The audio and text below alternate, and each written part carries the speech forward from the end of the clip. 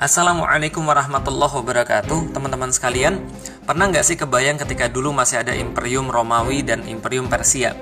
Waktu itu Imperium Romawi terbentang kurang lebih 5 juta kilometer persegi di sebelah barat, dan Imperium Persia terbentang kurang lebih 7,4 juta kilometer persegi di sebelah timur.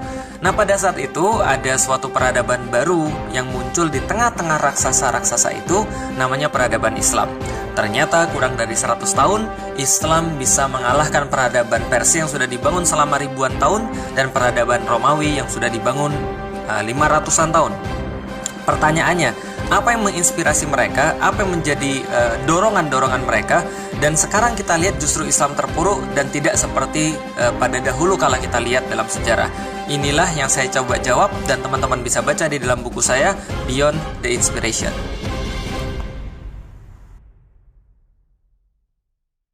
Bismillahirrahmanirrahim. Assalamualaikum warahmatullahi wabarakatuh. Alhamdulillah, puja dan syukur senantiasa kita panjatkan kepada Allah Subhanahu wa Ta'ala, Tuhan pencipta semesta alam yang telah menjadikan langit dan bumi dan segala sesuatu yang ada di antara keduanya, termasuk kita manusia yang pasti akan dikembalikan kepada Dia satu saat yang tidak ada keraguan suatu saat yang tidak kita ragukan di dalamnya.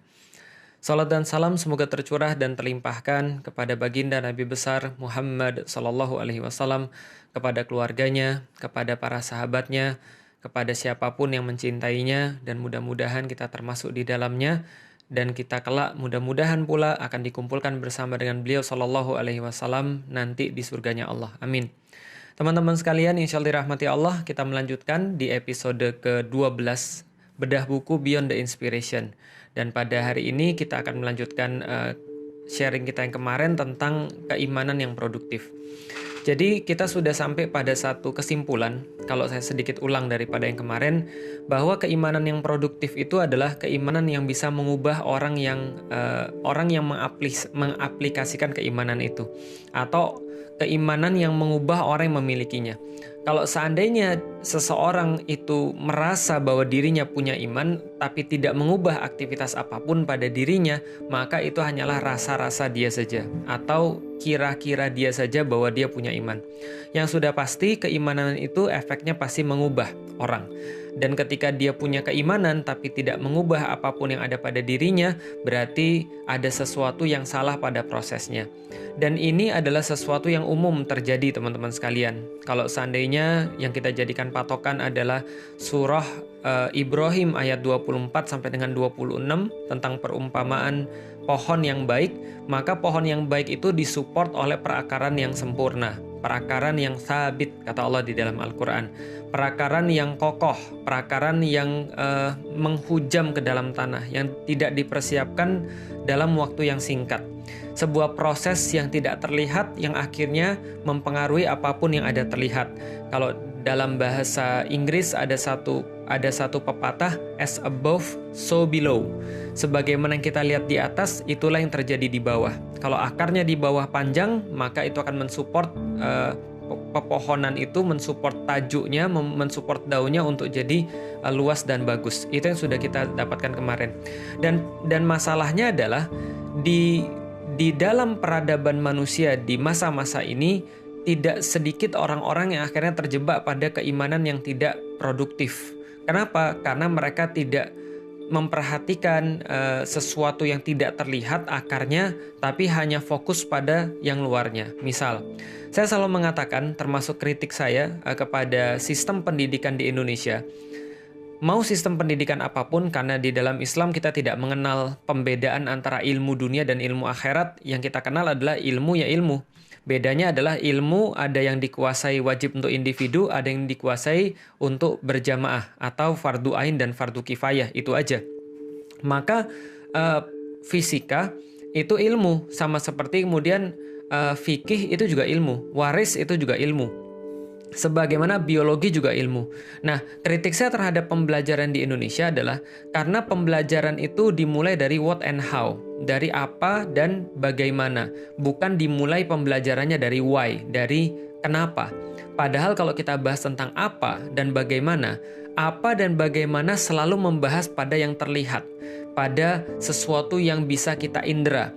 Tapi kalau kita bicara tentang why, kita berbicara tentang sesuatu yang ada di dalam diri kita. Maka orang-orang mengatakan pertanyaan why itu adalah pertanyaan motivasi. Pertanyaan yang nanti akan menentukan apakah kita akan mau melakukan atau tidak mau melakukan. Sedangkan pertanyaan what and how adalah tentang kaifiat, tentang cara untuk melakukan. Sehingga yang terjadi kalau seandainya di Indonesia orang belajar tentang what and how itu didahulukan daripada why, yang terjadi adalah pertama, mereka tidak punya motivasi. Mereka tahu, tapi mereka nggak mau, mereka nggak punya motivasi. Yang kedua adalah orang yang tahu tentang what and how, tapi mereka tidak tahu why, maka mereka akan terjebak dalam perdebatan-perdebatan yang sangat tidak produktif.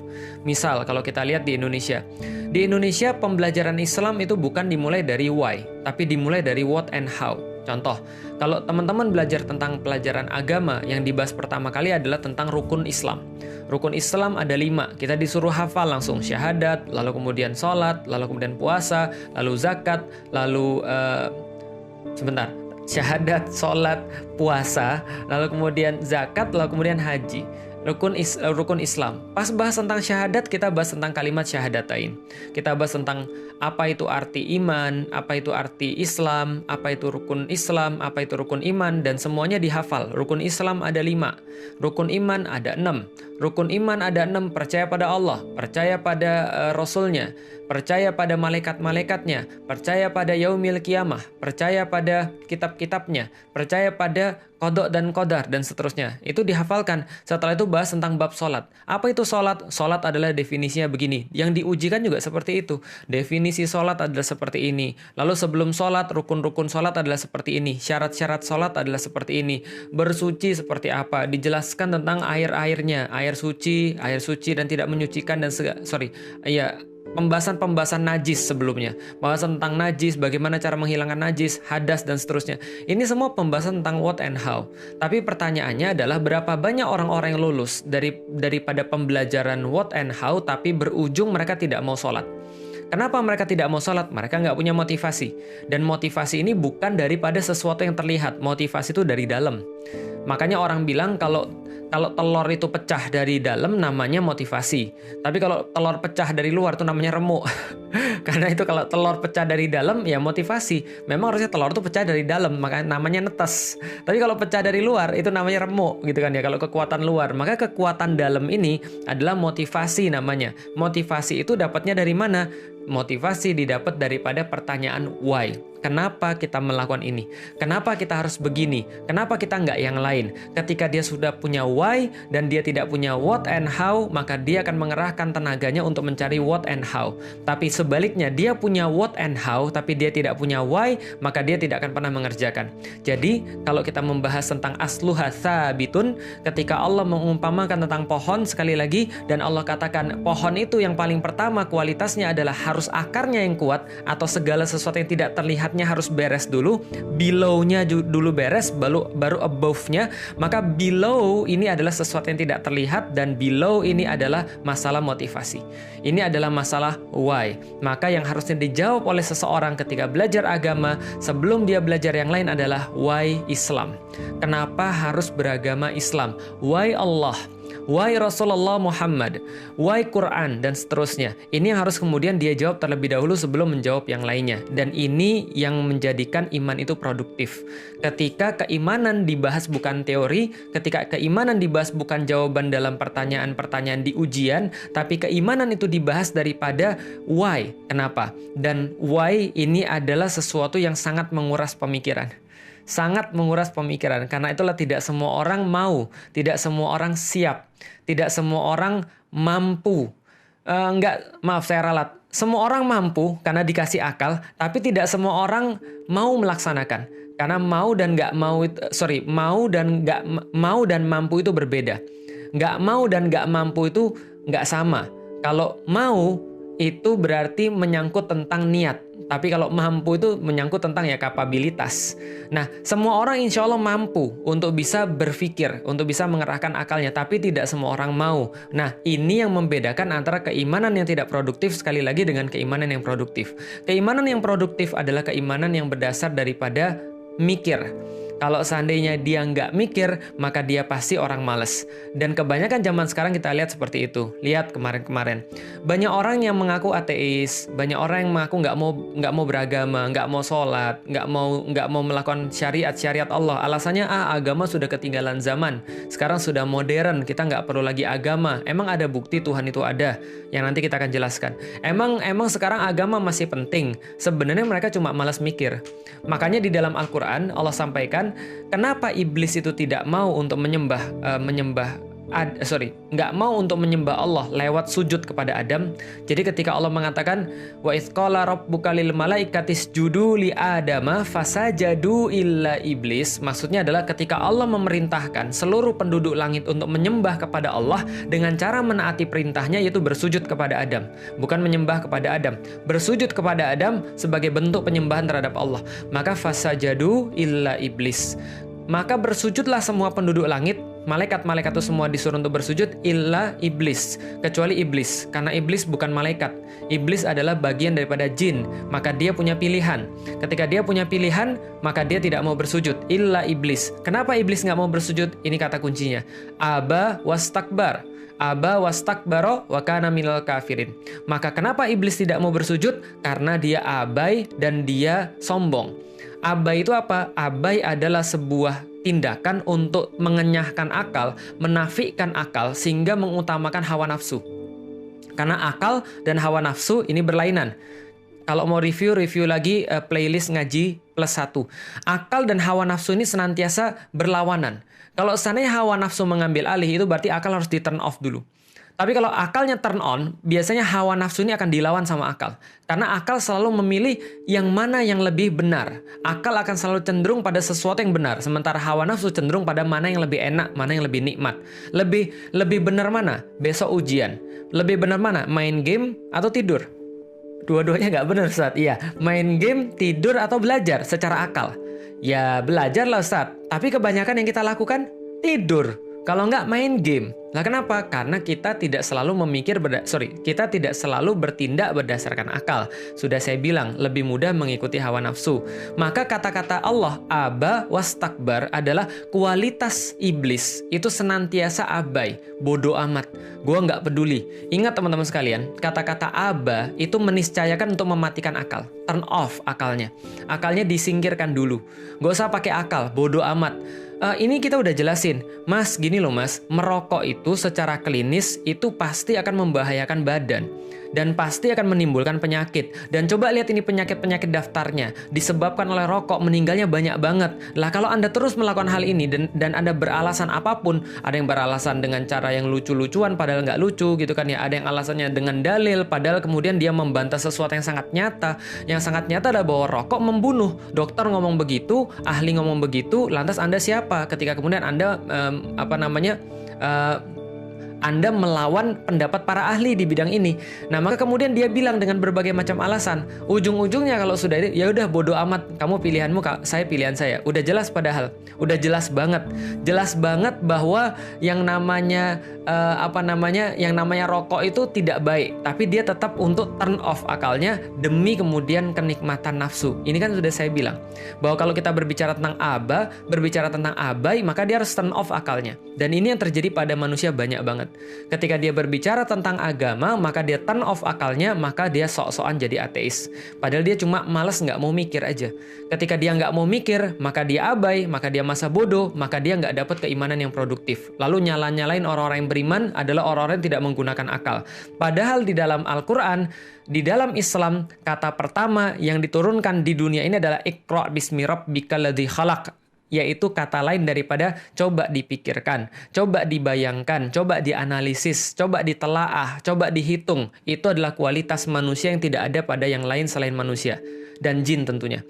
Hewan tidak disuruh untuk beriman oleh Allah. Kenapa? Mereka sudah bertasbih kepada Allah dengan sendirinya. Hewan nggak punya pilihan kecuali mengakui Allah. Tapi manusia punya pilihan.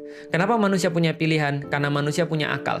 Karena hewan nggak punya pilihan, dia langsung bertasbih kepada Allah. Tapi manusia dikasih pilihan untuk bisa beriman atau tidak beriman. Kenapa? Karena manusia punya akal.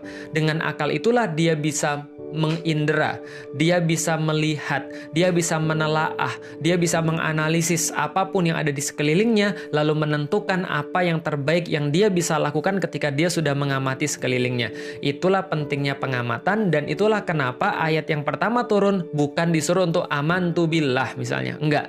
Disuruh kemudian untuk yu'minuna billah, enggak. Tapi ayat yang pertama kali diturunkan kepada Nabi Muhammad yang kemudian disampaikan pada seluruh manusia adalah Iqra bismi rabbikal ladzi khalaq. Maka coba Anda amati, maka coba Anda lihat, coba Anda analisis, coba Anda telaah, bacalah tanda-tanda semua ini. Bukan cuma baca buku, bukan, karena waktu itu nggak ada Al-Quran.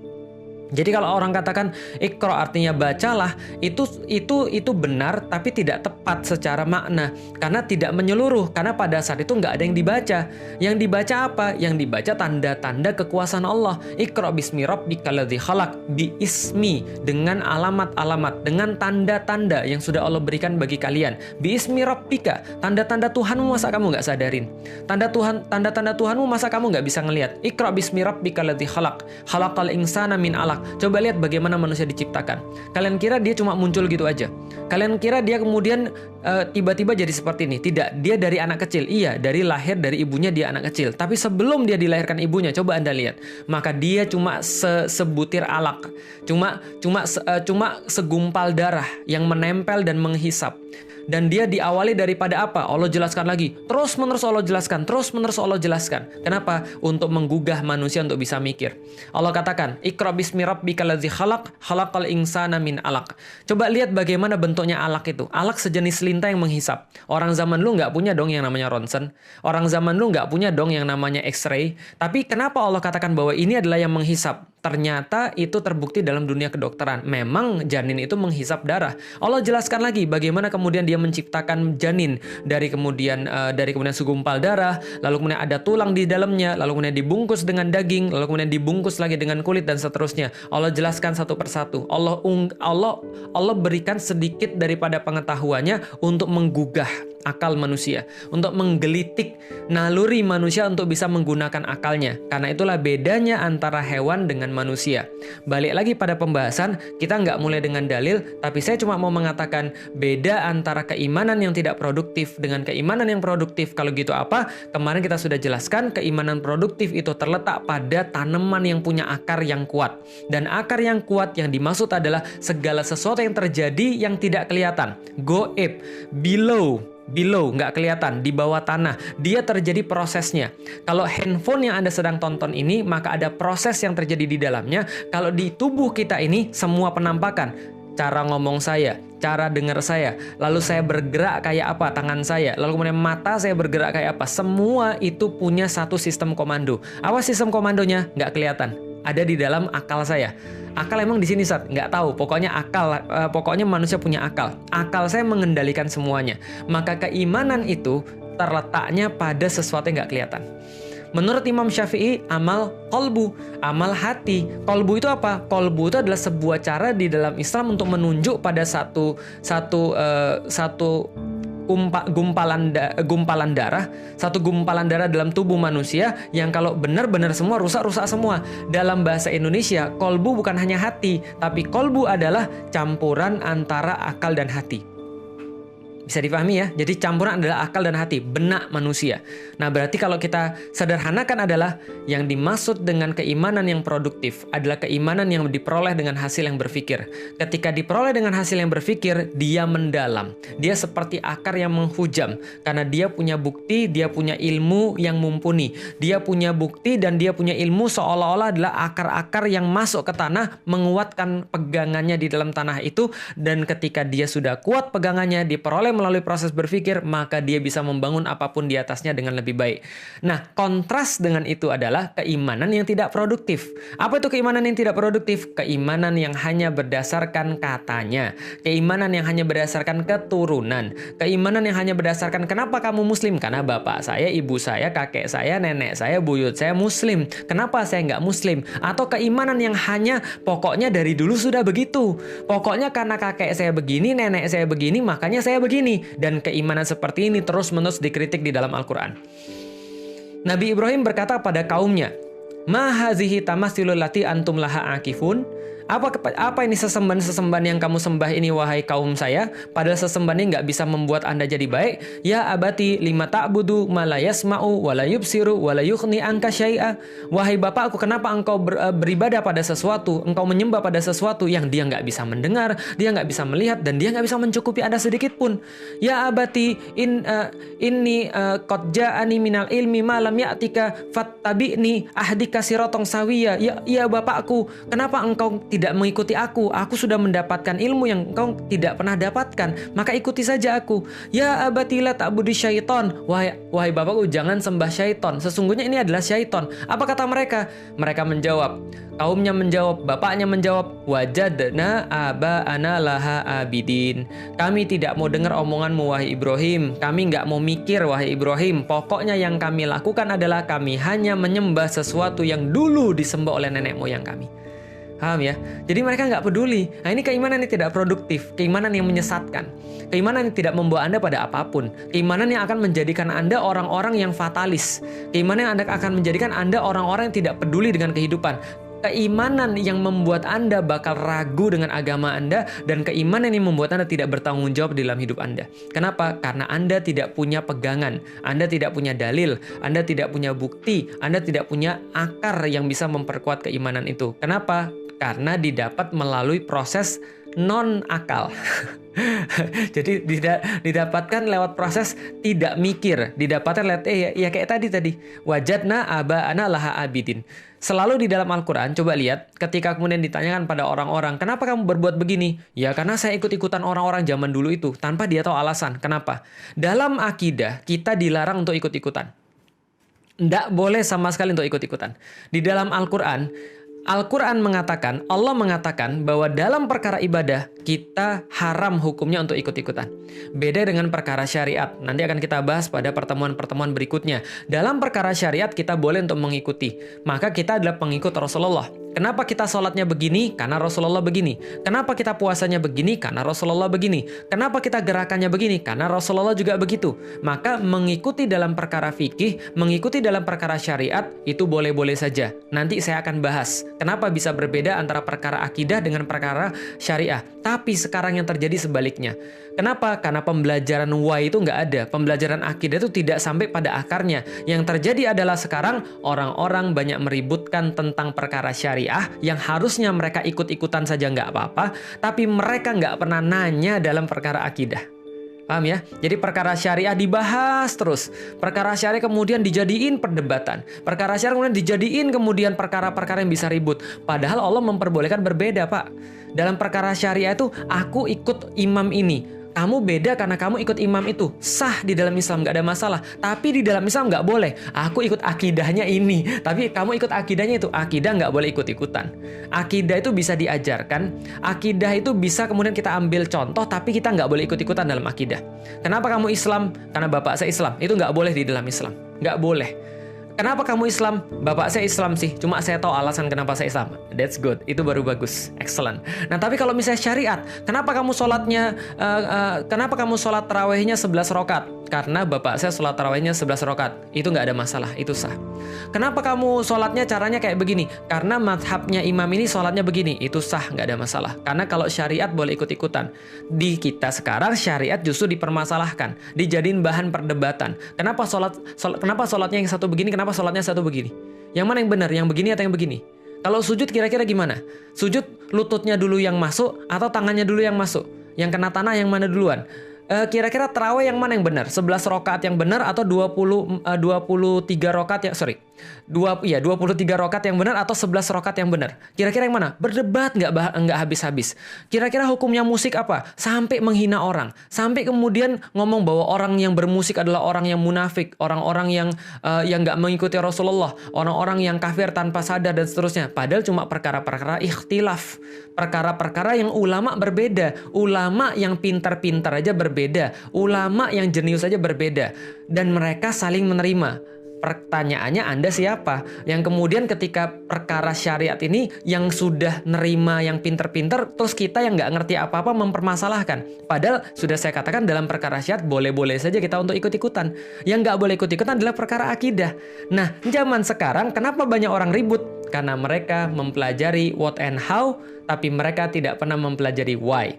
Kenapa mereka sholat? Kenapa mereka sholat taraweh? Kalau mereka tahu kenapa mereka sholat taraweh, mereka nggak mempermasalahkan tarawehnya berapa rakaat. Mau 11 rakaat ya dapat pahala, mau 23 rakaat ya dapat pahala. Yang nggak dapat pahala ya nggak sholat taraweh. Dan itu pun masih boleh. Dan itu pun nggak boleh kita anggap kafir. Itu pun nggak boleh kita anggap salah. Karena sholat taraweh hukumnya tetap sunnah. Nggak bisa diubah jadi wajib. Maka kalau orang tahu why, kenapa dia berislam, kenapa dia berhukum, kenapa dia bermadhab, kenapa dia ngambil pendapat-pendapat fikih, maka orang yang mengharamkan musik itu bisa tetap berdampingan dengan orang yang tetap memperbolehkan musik. Yang dia nggak bisa berdampingan adalah dengan orang yang memperbolehkan zina. Atau dia nggak akan bisa berdampingan dengan orang yang memperbolehkan buka aurat. Kalau dia tahu why, kenapa dia berislam. Nah, maka pembahasan why inilah yang menjadi pembahasan akidah. Yang menjadi pembahasan iman yang produktif, teman-teman sekalian. Dan ke depan kita akan bahas bagaimana untuk memperoleh keimanan melalui proses berpikir. Inilah yang kita katakan sebagai keimanan yang produktif. Yang kita harapkan pada gilirannya keimanan ini bisa mengubah kita, bisa kemudian menjadikan kita lebih baik lagi, lebih taat pada Allah, lebih menyayangi manusia, membereskan hidup kita semuanya insya Allah. Karena inilah yang kalau diinstal semuanya insya Allah beres. Inilah yang kalau hilang maka semuanya bermasalah. Kita sudah bahas dari awal ketika kita membahas tentang keimanan, ada satu titik di mana kalau beres maka beres semua, kalau salah semua, karena dia ibarat akarnya pohon. Kalau akarnya pohon sudah hancur, maka batangnya hancur, maka daunnya hancur, maka buahnya nggak akan ada. Tapi begitu akarnya bagus, ada chance batangnya akan bagus, daunnya akan bagus, maka kemudian cabangnya akan bagus, dan buah-buahannya pun akan segera datang insya Allah. Maka teman-teman sekalian, kita cuma ingin mengingatkan pada semuanya. Besok-besok yang lebih akan kita bahas adalah bagaimana memanfaatkan akal kita, karena inilah yang menjadi perbedaan antara kita dan hewan untuk bisa mencapai keimanan. Ada yang bilang, Ustadz, keimanan tuh nggak bisa pakai akal. Sorry, itu adalah agama saya yang terdahulu.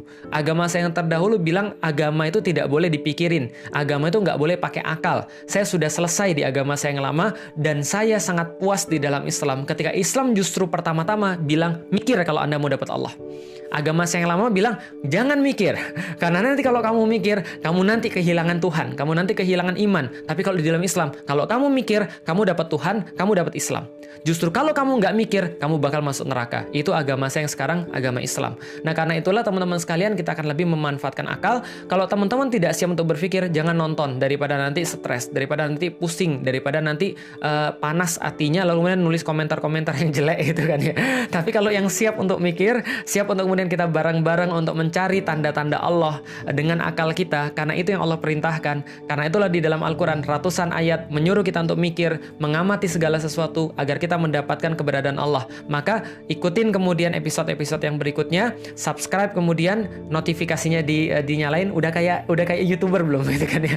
Enggak, ini bagi saya sesuatu yang harus kita biasakan. Kenapa? Karena konten-konten positif itu harusnya lebih mendapatkan tempat daripada konten-konten yang sembarangan, gitu kan ya. Baik, makasih teman-teman sekalian. Kalau ada yang salah saya mohon maaf. Ada yang baik hanya berasal pada Allah Subhanahu Wa Taala. Mudah-mudahan kita bisa untuk senantiasa istiqomah dalam keimanan kita. Dan kalau seandainya keimanan kita masih ada yang kurang, mudah-mudahan Allah senantiasa menyempurnakannya. Mudah-mudahan Allah memberikan kita izin. Mudah-mudahan Allah memberikan kita waktu untuk bagi kita senantiasa berpikir, mencari dalil untuk mencapai keberadaan Allah, sehingga ketika kita sungguh-sungguh meyakini dengan benar, dengan dalil adanya Allah, itu menjadikan sebuah pengawasan Allah terhadap diri kita dan menjadikan kita produktif, sehingga kita bisa berkarya di kehidupan ini hingga kita punya bekal nanti di akhirat. Wallahu a'lam bishawab. Assalamualaikum warahmatullahi wabarakatuh.